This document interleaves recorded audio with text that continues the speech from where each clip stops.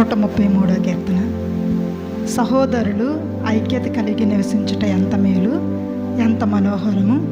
అది తల మీద పోయబడి అహరోను గడ్డము మీదుగా కారి అతని అంగీల అంచు వరకు దిగజారిన పరిమళ తైలము వలె ఉండును.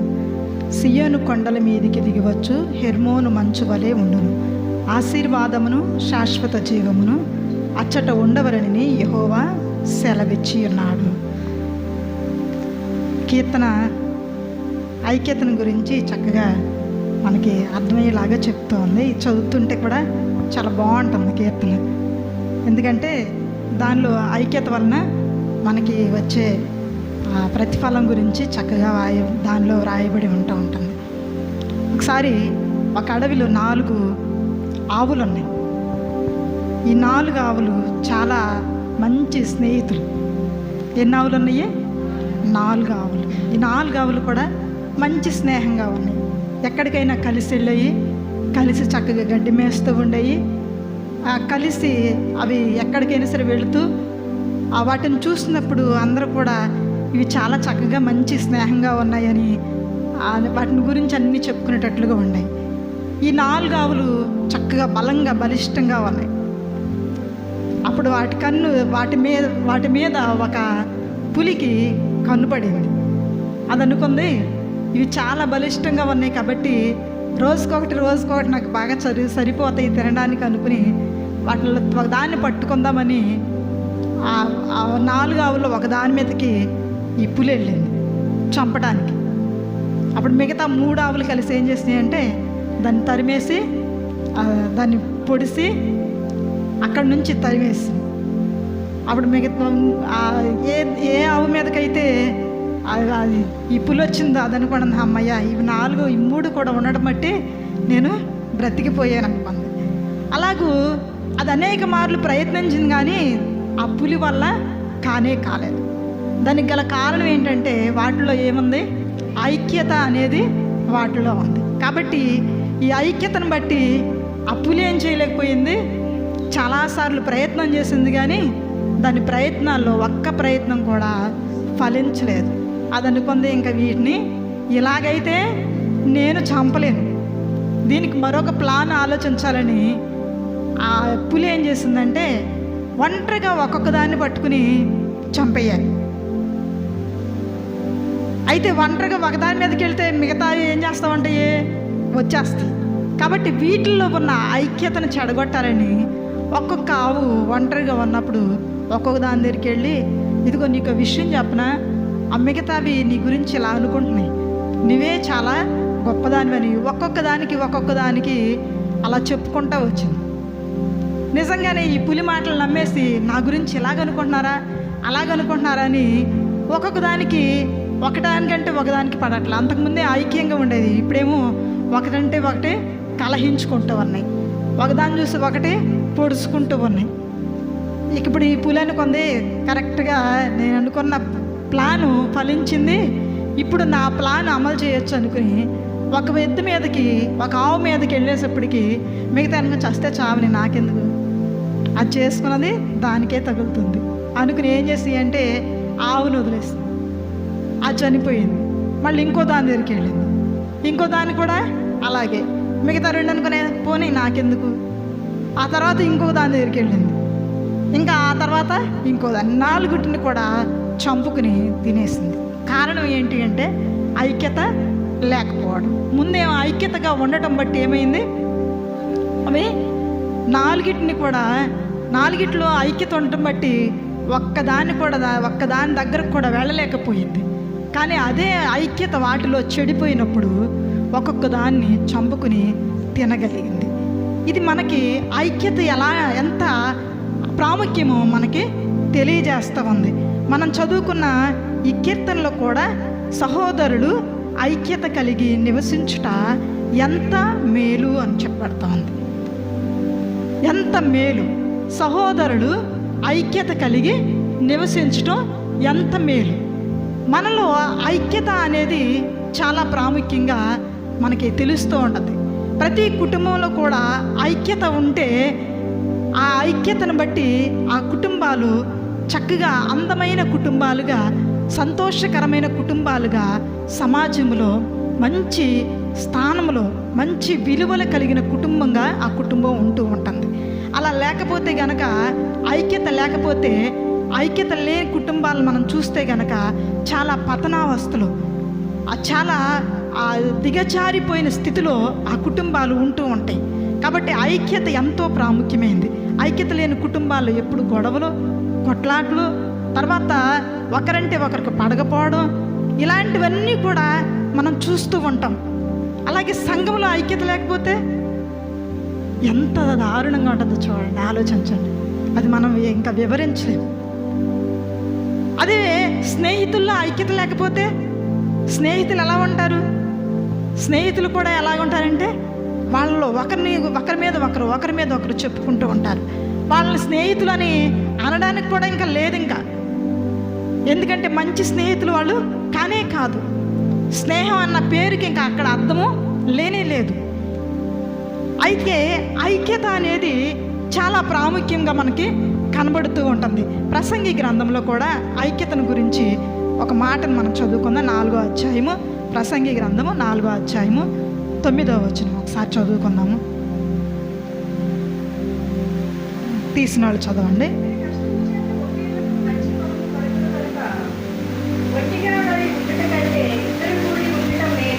చాలు. ఒంటిగా ఉండుట కంటే ఇద్దరు కలిసి ఉండుట మేలు. ఈ ఇద్దరు ఎవరు అనంటే, మన ఉదాహరణగా ఒక కుటుంబంలో ఉన్న భార్యను భర్తని తీసుకుందాం. ఆ ఇద్దరు ఎలా ఉండాలంట? ఒక్కరిగా ఉండటం కంటే ఎలా ఉండాలి? ఇద్దరుగా ఉండాలి. ఇద్దరు కలిసి ఉంటే అప్పుడు ఏమవుతుంది? అక్కడ ఐక్యత అనేది వస్తుంది. అలాగే ఇద్దరు కలిసి ఉండటం ద్వారా వారిద్దరిలో కూడా ఒకే మనసు పనిచేస్తూ ఉంటుంది. ఇద్దరు కూడా ఒకరి మాటను ఒకరు గౌరవించుకుంటూ, ఒకరి విషయాలు ఒకరికి చెప్పుకుంటూ, ఒకరి విషయాల్లో ఒకరు ఇన్వాల్వ్ అయ్యి ఒకరినొకరు అర్థం చేసుకుంటూ ఉంటే ఆ యొక్క భార్యాభర్తల బంధం ఎంతో పటిష్టంగా మనకి కనబడుతూ ఉంటుంది. అలాగ ఉండాలని ఇక్కడ ఈ ప్రసంగి అంటున్నాడు, ఇద్దరు కలిసి ఉండుట, జంటగా ఉండుట మేలు. ఇంకా కిందకి వెళితే అంటాడు ఏమంటే 3 పేటల తాడు తెగిపోదు. 3 పేటల తాడు ఏమవుదు? తెగిపోదు. ఆ 3 పేటలు కనుక అల్లితే అదేమవుదు? తెగిపోదు. అదే ఒంటిగా ఉంటే ఏమైపోతుంది? తెగిపోతూ ఉంటుంది. కాబట్టి ఆ 3 పేటల తాడు తెగిపోనట్టుగా కుటుంబంలో కూడా ఏం కావాలి అంటే ఐక్యత అనేది కావాలి. కుటుంబంలో ఐక్యత పనిచేయాలి.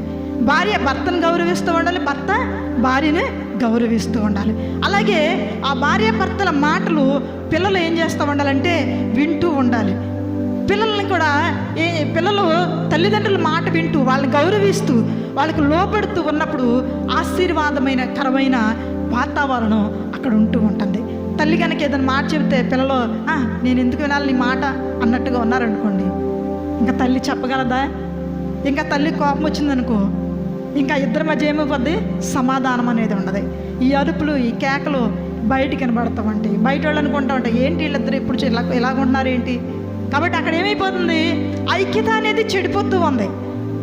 ఐక్యత అనేది అక్కడ పని చేయట్లేదు. ఇలా పని చేయకపోవడానికి గల కారణం ఏంటి అంటే అక్కడ వారి మధ్య సమాధానం అన్నది లేనే లేదు. సమాధానం లేకపోతే, ఒకరినొకరు గౌరవించుకునే మనసు లేకపోతే బయట సంగతి తీసేద్దాం. ఇంట్లో పిల్లలు ఏం చేయాలంటే తల్లిదండ్రులకి లోబడే వాళ్ళగా ఉండాలి. 128వ కీర్తనలో అక్కడ ఒక చక్కని ఆశీర్వాదకరమైన కుటుంబం గురించి అక్కడ రాయబడి ఉంటుంది. ఆ కుటుంబం ఎలా ఉందంటే చక్కని ఆశీర్వాదకరమైన మంచి కుటుంబంగా అక్కడ ఆ కుటుంబం కనబడుతూ ఉంటుంది. ఒక పేజీ కనుక మనకి వెనక్కి తిప్పితే అక్కడ కనబడుతూ ఉంటుంది. అక్కడ భర్త గురించి ఉంటుంది, భార్య గురించి ఉంటుంది, అలాగే పిల్లల గురించి కూడా ఉంటుంది. ఇక్కడ వీళ్ళు ఎలా ఉన్నారంటే ఓ చక్కని ఆశీర్వాదకరమైన కుటుంబంగా ఈ కుటుంబం మనకి కనబడుతూ ఉంది. ఈ కుటుంబంలో శాంతి సమాధానాలు, అలాగే ఒకరినొకరు గౌరవించుకునే మంచి మనస్సు, ఒకరినొకరు ప్రేమించుకునే మనస్సు అక్కడ చక్కగా కనబడుతూ ఉంది. ఆ కుటుంబంలో భర్త ఎలాగొనంట ధన్యుడిగా ఉన్నాడు. అసలు ధన్యుడు అని ఎప్పుడు అంటారు? గొప్ప ఆస్తి ఉంటే ధన్యుడు అనవచ్చా? లేకపోతే అన్ని సౌకర్యాలు ఉంటే ధన్యుడు అనవచ్చా? లేకపోతే అన్ని విషయాల్లో కూడా ఆయన అన్ని తెలిసి ఉంటే ధన్యుడు అనొచ్చా అంటే నాకైతే ఏమనిపిస్తుంది అంటే వాటిని ఏటిని బట్టి కూడా ధన్యుడు అని చెప్పలేము. ఏ కుటుంబంలో వ్యక్తి అయితే, ఏ భర్త అయితే, ఏ తండ్రి అయితే తన పిల్లల్ని, తన భార్యని స్వాధీనపరుచుకుని చక్కగా వారిని ఆయన నడిపిస్తూ ఉంటాడో ఆ కుటుంబం ఎలా ఉంటుందంటే ఆశీర్వాదకరమైన కుటుంబంగా ఉంటుంది. ఆ వ్యక్తిని ధన్యుడు అని మనం చెప్పగలం. డబ్బును బట్టి ధన్యుడు అని చెప్పలేం, లేకపోతే మనకున్న మంచి పలుకుబడిని బట్టి ధన్యుడు అని చెప్పలేం. ఎన్ని ఉన్నా కుటుంబంలో శాంతి సమాధానం లేకపోతే, కుటుంబంలో ఐక్యత లేకపోతే వాళ్ళని ధన్యులు అని చెప్పలేం. ఏ ఉన్నా లేకపోయినా కుటుంబంలో సమాధానం ఉంటే, సంతోషం ఉంటే, శాంతి ఉంటే, చెప్పిన మాటకి లోబడే వాళ్ళు ఉంటే ఆ కుటుంబాన్ని ఏమనొచ్చు అంటే అబ్బా వీళ్ళకి ఎంత ధన్యకరమైన జీవితం, ఎంత చక్కగా వీళ్ళు ఒకరి మాటకి ఒకరు లోబడుతూ ఉన్నారు. అలాంటి కుటుంబాన్ని చూసిన వాళ్ళు మళ్ళీ అక్కడికి వెళ్ళాలనిపిస్తుంది. మళ్ళీ వాళ్ళు ఏం చేయాలనిపిస్తుంది అంటే ఆ కుటుంబాన్ని దర్శించాలనిపిస్తుంది. మళ్ళీ వాళ్ళతో మనకి మాట్లాడాలనిపిస్తూ ఉంటుంది. ఆ తర్వాత భార్య దగ్గరికి వచ్చేసరికి భార్య ఎలా ఉంది అంటే భార్య ఫలించు ద్రాక్షావల్లిలాగా ఆమె ఉంది. ఆ ఫలింపు ఎక్కడి నుంచి వస్తుంది? వారిలో ఉన్న శాంతి సమాధానాలు ఆ కుటుంబంలో అలా పని చేయడం బట్టి ఏమవుతూ ఉందంటే ఆమె ఫలిస్తూ ఉంది. ఇక్కడ మనం చదువుకున్న 133 కీర్తనలో అన్నది అది అహరోను తల మీద నుండి పోయబడి గడ్డమ మీదుగా కారి అతని అంగీల అంచుల వరకు దిగజారిన పరిమళ తైలములాగా ఉంది. ఏంటి? ఐక్యత అనేది ఎక్కడి నుంచి పోయబడుతూ ఉందంట?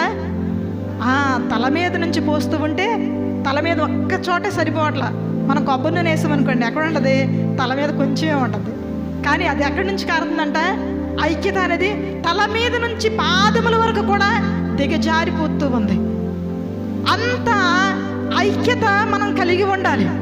ఏదో ఒక్క విషయంలో లోబడేమని చెప్పుకోవడం కాదు, ఒక విషయంలో ఐక్యతగా ఉన్నామని చెప్పుకోవడం కాదు. అన్ని విషయాల్లో కూడా కుటుంబ సభ్యులందరూ కూడా ఒకరికి ఒకరు ఏం చేస్తామండి అంటే లోబడుతూ ఉండాలి, సరి చేసుకుంటూ ఉండాలి, దిద్దుకుంటూ ఉండాలి, సమాధాన పడుతూ ఉండాలి, క్షమించుకుంటూ ఉండాలి. ఇవన్నీ కూడా కుటుంబంలో పనిచేస్తూ ఉన్నప్పుడే ఆ కుటుంబం ఎలా ఉంటుందంటే ఆశీర్వాదకరమైన కుటుంబంగా ఉంటూ ఉంటుంది. లేకపోతే ఆశీర్వాదం అనేది వాళ్ళు చూడలేరు. ఆ ఐక్యత అనేది ఆ కుటుంబంలో ఉండదు. ఐక్యత ఆ కుటుంబం నుంచి వెళ్ళిపోతూ ఉంటుంది, సమాధానం వెళ్ళిపోతూ ఉంటుంది, శాంతి వెళ్ళిపోతూ ఉంటుంది. ఇక వెళ్ళిపోయినాయి అనుకోండి, ఇంకేం వస్తామంటాయి? ఆపోజిట్ అన్నీ కూడా యాడ్ అవుతూ ఉంటాయి. కోపం వచ్చేస్తూ ఉంటుంది, అసూయ వచ్చేస్తూ ఉంటుంది, పగలు వచ్చేస్తూ ఉంటాయి. ఇవన్నీ చేరడం వల్ల కుటుంబం ఏమైపోతూ ఉంటుంది అంటే అవి నాశనం అయిపోతూ ఉంటాయి. యోసేపును కనుక మనం ఆలోచన చేస్తే యోసేపు అన్నదమ్ములు యోసేపు మీద ఏం చేస్తూ ఉన్నారు? కుట్ర పన్నుతూ ఉన్నారు. దానికి గల కారణం ఏంటి? యోసేపు చెప్పిన ఒక చిన్న మాట. ఏమన్నాడు? నా పనులేమో నిలబడి ఉంది, మీ పనులేమో నా పనులకి సాగిల పడుతూ ఉంది. ఈ మాట అన్నయ్యలకి ఎవరికి కూడా నచ్చలేదు. చూడండి, అన్నదమ్ముల్లో సమాధానం లేకుండా పోవడానికి గల కారణం ఏంటి? యోసేపు మంచివాడవడం, అన్నయ్యలేమో చెడ్డవాళ్ళు అవడం. ఈయన మంచి మాటలు చెప్తూ ఉంటే అక్కడ వాళ్ళ అన్నయ్యలకి ఏమవట్లేదు, నచ్చట్లేదు. వీడు చెప్తే మేము వినాలా? వీడు మనల్ని ఏలుతూ ఉంటే వాడి దగ్గర మనము లోబడి ఉండాలా? వాడు నాయకుడిగా ఉంటే మనం తగ్గి ఉండాలా? ఇలాగూ వాళ్ళు ఏం చేస్తూ ఉన్నారంటే పగను పెంచుకుంటూ ఉన్నారు. ఐక్యత అనేది వారి మధ్యన పోయింది. దేవుడు అసలు ఎందుకు వాళ్ళని ఎన్నుకున్నాడు? ఇశ్రాయేలీయులకు 12 గోత్రాలుగా వారిని ఉండడానికి దేవుడు పిలుచుకుంటే వీళ్ళు ఎలాగున్నారు?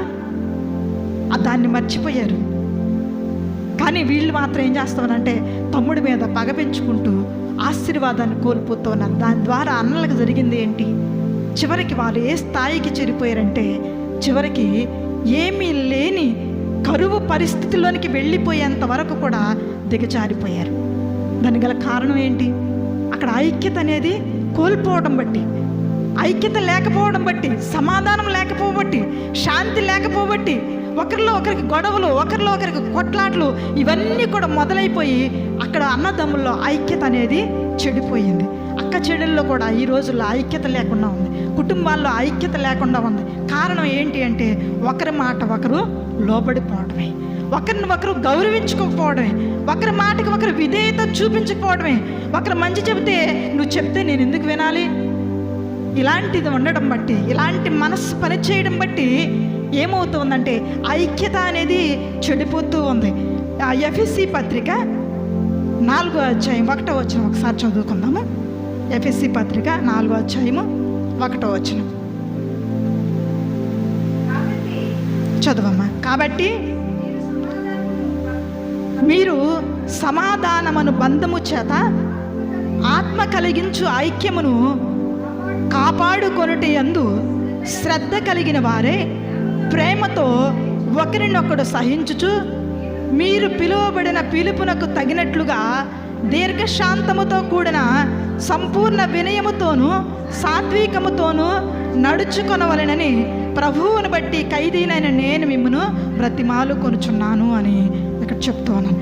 ఏం చేస్తామనంట, ఆత్మ కలిగించు ఐక్యత ఏం కలిగిస్తూ ఉందంట, ఐక్యతను. అసలు ఐక్యతను కలగజేస్తూ ఉంది ఎవరు? ఆత్మ కలగజేస్తూ ఉంది. ఏ ఆత్మ కలగజేస్తూ ఉంది? దేవుని ఆత్మ ఎక్కడైతే ఉంటుందో అక్కడ ఏముంటుందంట, ఐక్యత అనేది కలిగి ఉంటుంది. ఆ ఐక్యత ఏం చేస్తుందంట, బంధాన్ని కలగజేస్తూ ఉంటుంది. మనమంతటా మనము ఐక్యంగా ఉండాలనుకుంటే చాలాసార్లు చాలా విషయాల్లో ఫెయిల్ అయిపోతూ ఉంటాం. అయితే ఐక్యతను కలగజేసేది ఏంటి, ఐక్యతగా ఉండేటట్లుగా చేసేది ఏంటి అంటే ఒకే ఒకటి ఏంటంటే పరిశుద్ధాత్మ దేవుడు మన హృదయంలో పనిచేస్తూ ఉన్నప్పుడు మనం ఎలాగ ఉండగలము, ఐక్యత కలిగి ఉండగలము. ఎవరు ఎన్ని అన్నా ఐక్యతను కాపాడుకోగలం. ఇందాక యోసేపు గురించి చెప్పాం. యోసేపు అన్నలు యోసేపుని ఎంత ద్వేషిస్తూ ఉన్నా యోసేపు మాత్రం అన్నయ్యలు ఏం చూశాడు, తిట్టాడా? గుంటలో వేసినప్పుడు ఏమన్నాడు? గుంటలో వేసినప్పుడు తిట్టాడా? తిట్టలేదు. కారణం ఏంటి? ఆయనలో దేవుని ఆత్మ పనిచేస్తూ ఉంది. దేవుని ఆత్మ తనలో పనిచేయడం బట్టి అన్నదమ్ములు ఏం చేస్తూ ఉన్నాడు, ప్రేమిస్తూనే ఉన్నాడు. ఎంతవరకు ప్రేమించాడంటే అంతము వరకు కూడా ప్రేమించాడు. అంతం వరకు వారి కరువులో ఉన్నప్పుడు వారిని తీసుకొచ్చి పోషించేంత ఐక్యత ఎవరిలో పనిచేసిందంటే యోసేపులో పనిచేసింది. దానికి గల కారణం ఏంటి? తనలో దేవుని యొక్క ఆత్మ పని చేస్తూ ఉంది. ఇక్కడ అందుకే అంటున్నాడు, ఆత్మ కలిగించు ఐక్యతను మీరేం చేయాలంటే కాపాడుకోవాలి. ఆత్మ కలిగించే ఐక్యత ఎలా ఉంటుందంటే ఒక బంధాన్ని ఏర్పాటు చేస్తూ ఉంటుంది. ఒక బంధాన్ని మనలో అది క్రియేట్ చేస్తూ ఉంటుంది. ఆ క్షణంలో కోపం వచ్చినా మళ్ళీ ఆ కోపాన్ని ప్రేమగా మార్చేసుకునేలాగా ఏం చేస్తూ ఉంటుంది. ఐక్యత మనకి కలగజేసేది ఏంటంటే దేవుని యొక్క ప్రేమ. దేవుని యొక్క ఆత్మ మనల్ని ఏం చేస్తూ ఉంటుందంటే ఐక్యతలోనికి తీసుకెళ్తూ ఉంటుంది. ఆ కోపాన్ని వెంటనే తగ్గించేసుకుని మరలా ప్రేమ పుట్టేలాగా చేయగలిగింది దేవుని యొక్క ఆత్మ. దేవుని ఆత్మ మన హృదయాల్లో పనిచేయనట్లుగా మనం ఏం చేయాలంటే దేవునికి అవకాశం ఇచ్చే వాళ్ళంగా మనం ఉండాలి. దేవునికి మనం అవకాశం ఇచ్చినప్పుడు దేవుడు మన హృదయాల్లో పనిచేస్తాడు. అప్పుడు కుటుంబంలో ఐక్యత కలిగి ఉండగలం. కుటుంబంలో ఎప్పుడైతే ఐక్యత ఉండదో అప్పుడు మనం బయటకు వస్తాం. బయట సమాజాన్ని చూస్తూ ఉంటాం. సమాజంలోకి వచ్చినప్పుడు సమాజంలో మనల్ని అనేక మంది అనేక రకాలుగా మాట్లాడుతూ ఉంటారు. మనల్ని ప్రేమించేవాళ్ళు కొంతమంది ఉంటారు, ద్వేషించేవాళ్ళు కొంతమంది ఉంటారు, అసహించుకునేవాళ్ళు కొంతమంది ఉంటారు, మన గురించి చెడ్డగా చెప్పుకునేవాళ్ళు కొంతమంది ఉంటారు. ఇలాగ రకరకాలైన మనుషులు సమాజంలో మనకి ఎదురుపడుతూ ఉంటారు. వాళ్ళందరితో కూడా సమాధానంగా ఉండేటట్లు చేసేది ఏంటంటే ఐక్యత. ఆ ఐక్యత ఎక్కడి నుండి వస్తుందంటే ఫస్ట్ నీవు ఇంట్లో ఐక్యత ఉంటే బయటకు వెళ్ళినప్పుడు కూడా ఆ ఐక్యత నీలో పనిచేస్తూ ఉంటుంది. అక్కడ బయట ఎప్పుడైతే నీలో ఐక్యత పని చేస్తూ ఉంటుందో నువ్వు సంఘంలోకి వచ్చినప్పుడు సంఘంలో కూడా నువ్వేం చేయగలవంటే ఐక్యతను కాపాడుకోవడానికి, ఐక్యతను కలిగి ఉండడానికి ప్రయాసపడుతూ ఉంటారు. మరి మేడమదులు కనుక ఆ దేవుని యొక్క ప్రజలు యేసుప్రభువు వారు పైకెత్తబడిన తర్వాత ఆయన ఆరోహణం అయిపోయిన తర్వాత సంఘములో ఏక మనస్సు పనిచేసింది. ఏం పనిచేసింది? ఆ ఏక మనస్సు ఎక్కడి నుండి వచ్చింది? వారందరూ కూడా ఏక మనసు కావడానికి గల కారణం ఏంటంటే ఆత్మ, దేవుని యొక్క ఆత్మ ప్రతి ఒక్కరిలో పనిచేస్తుంది. ఒకరినొకరు రమ్మని పిలుచుకున్నారో లేదో తెలియదు, కానీ ఒకరిని బట్టి ఒకరు అందరూ వచ్చి ఏక మనసుతో ఎడతెగక ఏం చేస్తారంటే ప్రార్థనలు చేస్తూనే ఉన్నారు. ఎవరు చేయమని బలవంతం చేయలే. ప్రార్థన చేస్తుంటే ఎవరు టైం చూసుకోవట్లా. టైం ఎంత అయింది, వెళ్ళిపోవాలి, నేను ఇంకెక్కడికి వెళ్ళాలి, ఎక్కడికి వెళ్ళాలి, ఇక అదేది లేదు. అందరిలో కూడా ఒకే ఆత్మ పనిచేస్తూ ఉంది, ఒకే మనస్సు పనిచేస్తూ ఉంది. అలాగూ ఏక మనస్సుతో వారు పనిచేయడం ద్వారా దేవుని యొక్క పరిశుద్ధాత్మ శక్తి వారి మీదకి దిగి వచ్చి వారందరూ కూడా ప్రభువు కొరకు సాక్షులుగా నిలబెట్టేటట్లుగా చేయగలిగింది. దానికి కావాల్సింది ఏంటంటే మనలో ఐక్యత అనేది ఉండాలి, ఏక మనస్సు అనేది ఉండాలి. దేవుని మనస్సు మనలో అందరిలో కూడా పనిచేస్తూ ఉండాలి. దేవుని మనస్సు ఎప్పుడైతే పనిచేస్తుందో దేవుని కొరకు మనం సాక్షులుగా బయట లోకంలో ఉండగలం. అలా ఉండేటట్లుగా చేయగలిగేది ఏంటంటే దేవుని ఆత్మ పనిచేయడానికి మనము దేవునికి అవకాశం ఇచ్చే వాళ్ళంగా ఉండాలి. దేవుని మన హృదయంలోనికి ఆహ్వానించాలి. పక్కన వాళ్ళ గురించి మనం చెడ్డగా చెప్పుకోవడం మానేయాలి. పక్కన వాళ్ళు ఎవరెలాగో ఉన్నారనే దాని గురించి ఆలోచించడం మానేయాలి. వారిలో లోపాలు ఉన్నప్పుడు లోపాన్ని పదే పదే ఎత్తి చూపించి దాన్నే ఎక్కువగా మనం ఎంచకూడదు. అవన్నీ ఎప్పుడైతే మనం తీసివేసుకుంటామో అప్పుడు అక్కడ ఏం చేస్తామంటే ఐక్యత అనేది పనిచేస్తూ ఉంటుంది. ఏక మనస్సు మన అందరి హృదయాలకు వస్తుంది. అప్పుడు మనం ప్రార్థన చేసినప్పుడు అప్పుడు ఏమవుతుంది, పరిశుద్ధాత్మ శక్తి అక్కడ దిగి వచ్చి దేవుని ఆత్మ పని చేయడం ప్రారంభిస్తుంది.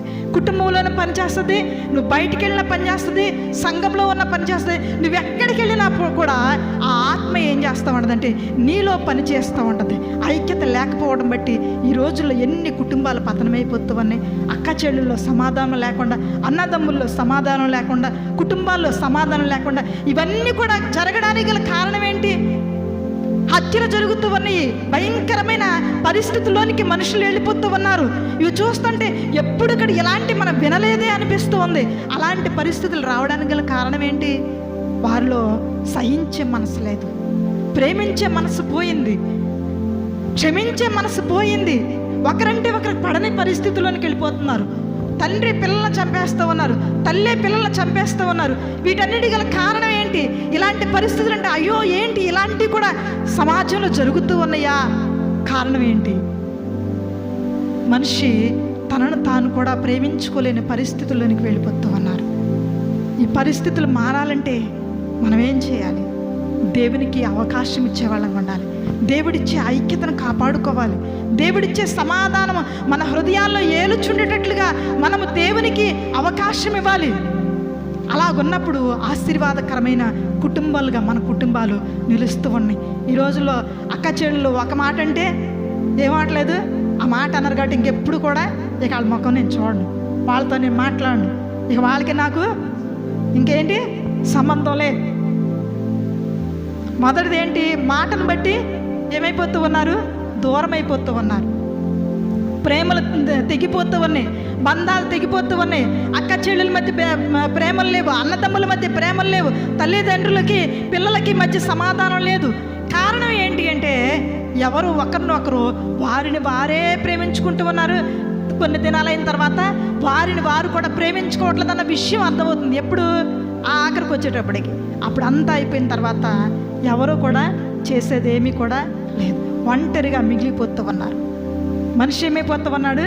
ఒంటరితనాన్ని కోరుకుంటూ ఉన్నారు. ఆ ఒంటరితనం ముందు ఉండి పిచ్చి పిచ్చి ఆలోచనలు పెట్టుకుని ఆలోచనతో ఏమైపోతామనంటే వారిని వారే అంతం చేసేసుకుంటూ ఉన్నారు. వీటన్నిటికీ కారణం ఏంటంటే అలా పరిస్థితిలోనికి ఒక్కొక్కటిగా వెళ్ళిపోతూ ఉన్నారు. తర్వాత మళ్ళీ వెనక్కి తిరిగి రాలేని పరిస్థితిలోకి వచ్చేసిన తర్వాత ఏం చేయాలో అర్థం కాక వారిని వారే అంతం చేసేసుకుంటూ ఉన్నారు. ఈ పరిస్థితులు మార్చబడాలంటే మొట్టమొదట్లోనే ఆదిలోనే మనం ఏం చేయాలంటే ఐక్యతను కాపాడుకునే వారంగా ఉండాలి. ఐక్యత లేకపోతే కనుక కుటుంబాల్లో సాతానుడు ప్రవేశించి ఒక్కొక్కటిగా దూరం చేస్తూ ఉంటాడు. ముందు చెప్పుకున్నాం కదా, పులి ఏం చేసింది? ఒక్కొక్క ఆవుని చెదరగొట్టేసింది, ఒక్కొక్కరి మనస్సును కలుషితం చేసేసింది. నీ మనస్సును కలుషితం చేస్తుంది ఏదో, దాన్ని ఏం చేయాలి? నువ్వు దూరం పెట్టేసుకోవాలి, దూరం పెట్టేసుకోవాలి. ప్రేమించడం నేర్చుకోవాలి. అక్క చెల్లెల్నే ప్రేమించలేకపోతే, నీ కడుపును పెట్టిన బిడ్డలనే నువ్వు ప్రేమించలేకపోతే ఇంకెవరిని నువ్వు ప్రేమించగలవు? దేవుని ప్రేమ నీలో ఎలా కుమ్మరించబడుతుంది? దేవుడిచ్చే ఐక్యత మనలో ఎలా పనిచేస్తుంది? దేవుడిచ్చే సమాధానం మనలో ఎలాగ పనిచేస్తూ ఉంటుంది? వీటికన్నిటికీ కారణం ఏంటి? మనము దేవునికి ఇవ్వాల్సిన ప్రాధాన్యత కంటే లోకంలో ఉన్న వాటికి ప్రాధాన్యతనివ్వడం. అనుకోకుండానే సాతానుడు ఏం చేస్తూ ఉన్నాడు? మన హృదయాల్లో చేరి ఐక్యతను చెడగొడుతూ ఉన్నారు. అది గుర్తించకపోతే సమాజము ఎక్కడికి వెళ్ళిపోతూ ఉంటుందంటే చివరికి పతనావస్థలోనికి సమాజం వెళ్ళిపోతూ ఉంటుంది. అలాంటి పరిస్థితుల్ని మనం దాటి రావాలంటే మనము ఆలోచించాలి. కొంతైనా దేవునికి సమయాన్ని ఇచ్చి వీటికి గల కారణం ఏంటి, వీటికి వెనకాల ఏం జరుగుతూ ఉంది, నేను సమాధాన పడతాను, నన్ను నేను తగ్గించుకుంటాను, నన్ను నేను దేవునికి అప్పగించుకుంటానని దేవునికి లోబడే వాళ్ళంగా మనం ఉండాలి. దేవునికి అవకాశం ఇచ్చే వాళ్ళంగా మనం ఉండాలి. మనం ఒక విషయాన్ని నేను మీకు చెప్తాను. ఆ బైబిల్లో మిరియాము ఉంది. ఎవరు మిరియాము? ఎవరు? మోషే అక్క. మోషే అక్క మోషేని తల్లి ఏం చేసిందంటే 3 నెలల్లో తల్లి ఆ కనిన తర్వాత ఆ బిడ్డను దాచిపెట్టింది. అప్పుడున్న రూల్ ఏంటంటే రాజుగారు చెప్పారు, ఎవరైనా మగపిల్లలు పుడితే వాళ్ళని చంపేయాలి. కానీ ఈ తల్లి ఆ పుట్టిన బిడ్డను చంపడానికి ఇష్టపడలేదు. 3 నెలలు దాచిపెట్టింది. 3 నెలల తర్వాత దాయలేక ఈ బిడ్డను ఎవరైనా చూస్తే చంపేస్తారనుకుని ఒక పెట్టె తయారు చేసి ఆ పెట్టెలో ఈ బిడ్డను పెట్టేసి నైల్ నదిలో వదిలేసింది. కాపలాగా ఎవరిని పెట్టింది? అక్కని పెట్టింది. ఈ అక్క కాపలాగా వస్తా ఉంది. అక్క కనుక కాపలాగా ఆగిపోతే మోషే కొట్టుకుంటా వెళ్ళి ఆ రాజకుమార్తెకు దొరికేవాడు, ఆమె తీసుకెళ్ళి పెంచుకుని ఆమెకు నచ్చినట్లుగా పెంచుకునేది. కానీ ఇక్కడ మిరియాము ఏం చేసిందంటే, ఎప్పుడైతే రాకుమార్తె చేతిలో తమ్ముడు పడ్డాడో వెంటనే అక్కడికి వెళ్ళి తను మాట్లాడుతూ ఉంది. ఏం మాట్లాడుతూ ఉంది?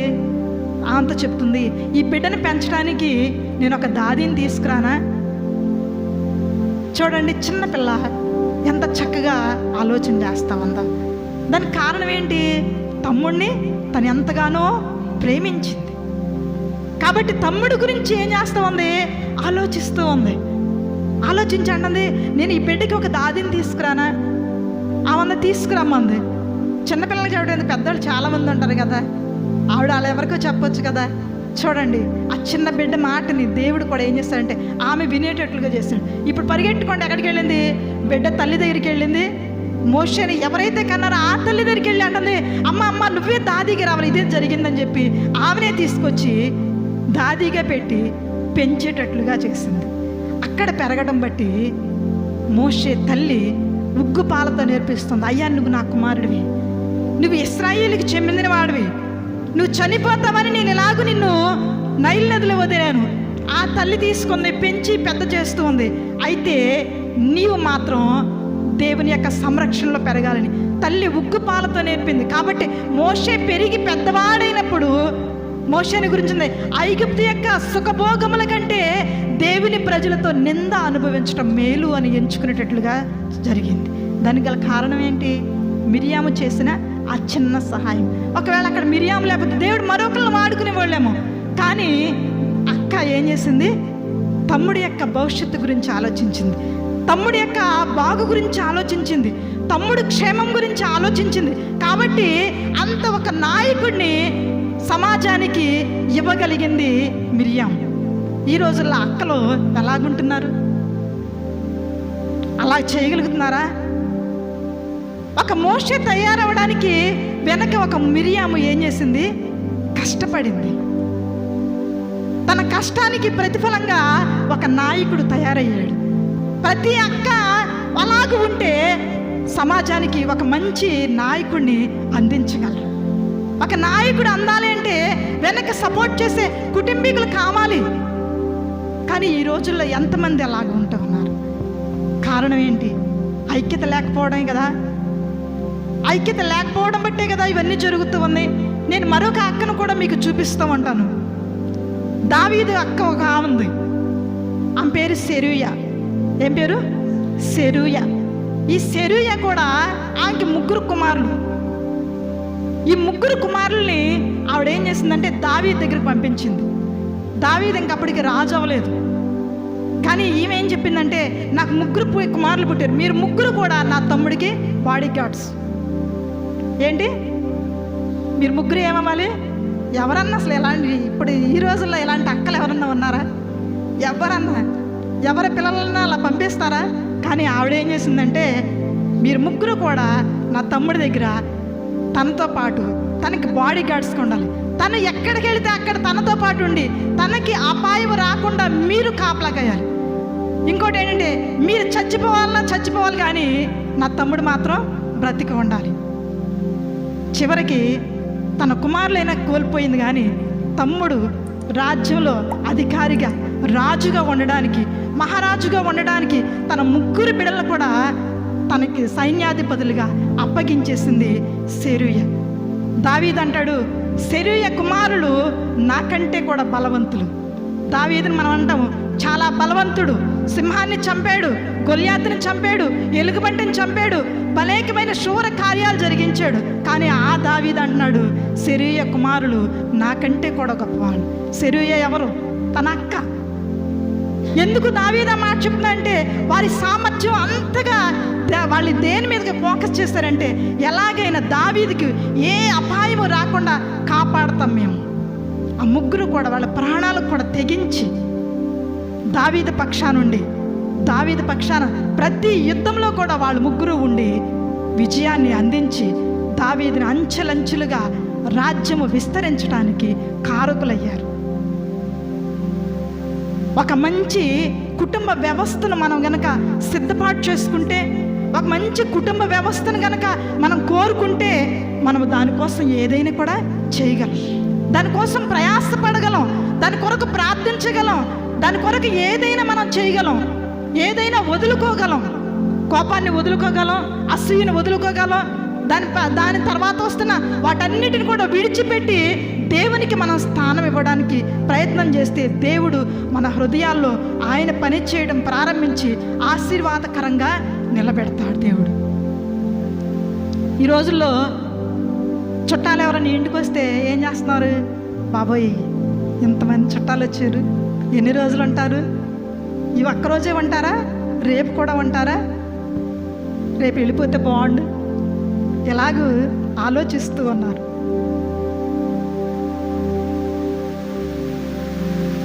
దాన్ని బట్టి ఏం జరుగుతూ ఉంది?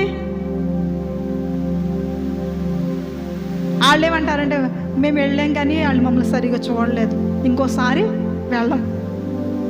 ఏమైపోతూ ఉంది?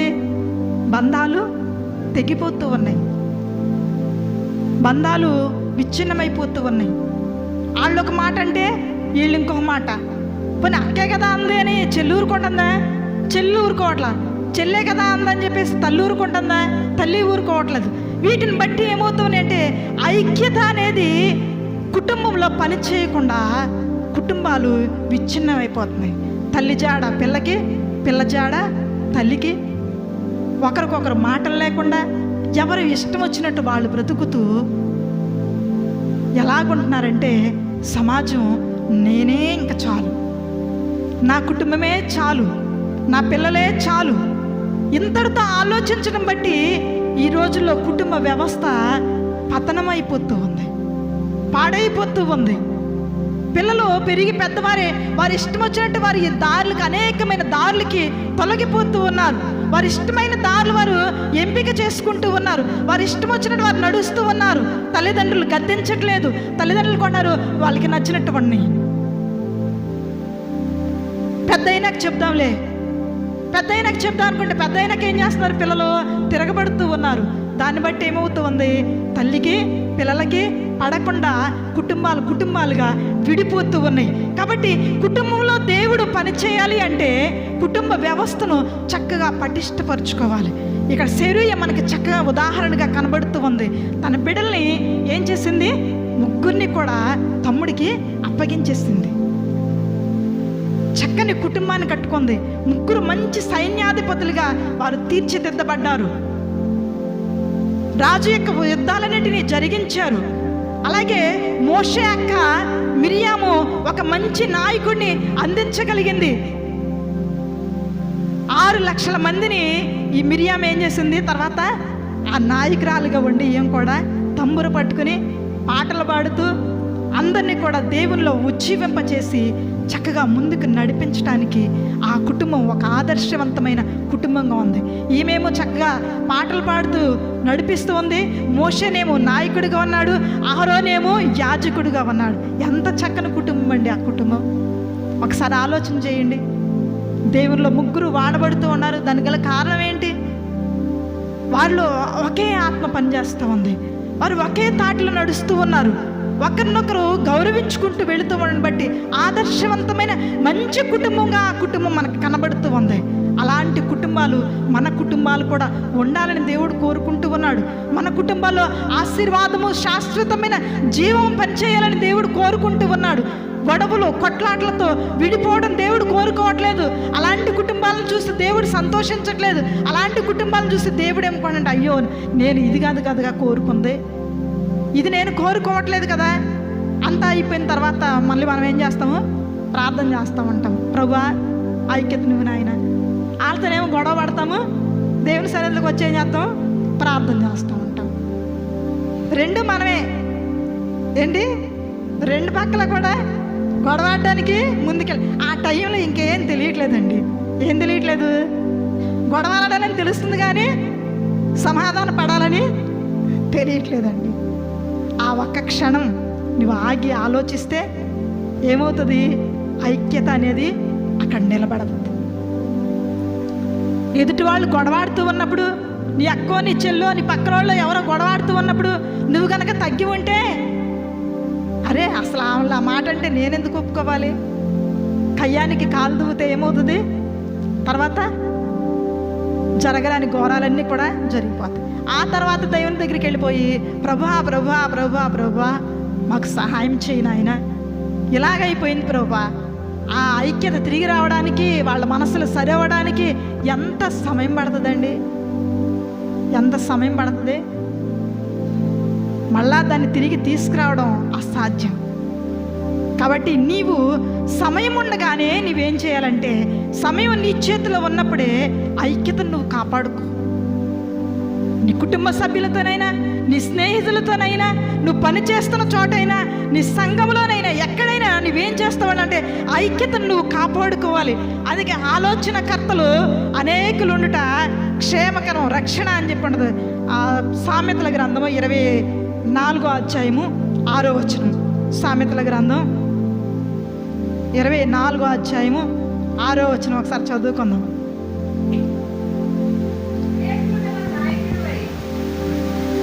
చదువమ్మా.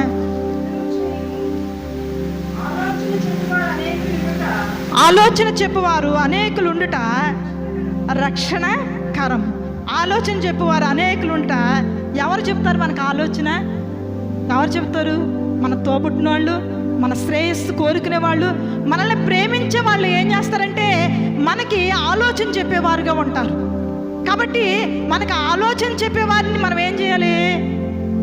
వాళ్ళని గౌరవించాలి, వాళ్ళని ప్రేమించాలి. అలాగ మనం ప్రేమించి గౌరవించినప్పుడు ఆ ఆలోచన మనలో పనిచేస్తామంటది. ఐక్యత అనేది అక్కడ నివాసం చేస్తామంటది. చివరిగా మనం ఈ వాక్యాన్ని ఒకసారి చదువుకుని ముగించుకుందాము. మనం చదువుకున్న వాక్య భాగంలోకి వెళ్దాం. 133వ కీర్తన. సహోదరులు ఐక్యత కలిగి నివసించుట ఎంత మేలు, ఎంత మనోహరము. అది తల మీద పోయబడి అహరోను గడ్డమ మీదుగా కారి అతని అంగీల అంచు వరకు దిగిన పరిమళ తైలము వలె ఉండును. సియోను కొండల మీదకి దిగివచ్చు హెర్మోను మంచు వలె ఉండును. ఆశీర్వాదమును శాశ్వత జీవమును అక్కడ ఉండవలనని యెహోవా కోరుకున్నాడు. ఎక్కడైతే ఆ ఐక్యత ఉంటుందో అక్కడ ఏముంటుందంట? ఆశీర్వాదం ఉంటుంది, శాశ్వతమైన జీవం కూడా అక్కడ ఉంటుంది. ఏ కుటుంబంలో ఐక్యత ఉంటుందో, ఏ వ్యక్తిలో అయితే ఆత్మ కలిగించు సమాధానం అనే బంధము కావాలని కోరుకుంటూ ఉంటారో అక్కడ ఏముంటుందంట? ఆశీర్వాదం ఉంటుంది. ఆశీర్వాదం కావాలి అంటే తప్పనిసరిగా మనం ఏం చేయాలి? ఐక్యతను కాపాడుకోవాలి. ఐక్యత కలిగించే బంధాన్ని కాపాడుకోవాలి. ఐక్యత కలిగి ఉండుటకు దేవునికి మనం అవకాశం ఇవ్వాలి. దేవుని ఆత్మకు మనం అవకాశం ఇవ్వాలి. అప్పుడు మనము ఒక మిరియాములాగా, ఒక సెరూయలాగా మంచి నాయకుల్ని సమాజంలోనికి మనం పంపించగలం. ఒక మంచి సమాజాన్ని మనం సృష్టించగలం. ఒక మంచి సమాజాన్ని మనం కోరుకున్న, మనం ఆశించిన సమాజాన్ని మనం చూడగలం. అవి చూడడానికి ఐక్యత అనేది చాలా ప్రాముఖ్యమైనది. కాబట్టి దేవుడిచ్చే ఆ ఐక్యతను, ఆ బంధాన్ని, ఆ ప్రేమను మనం కాపాడుకుంటూ ముందుకు వెళ్ళాలని నేను కోరుకుంటూ ఉన్నాను. దేవుడి మాటలు దీవించుగాక. ఆమేన్.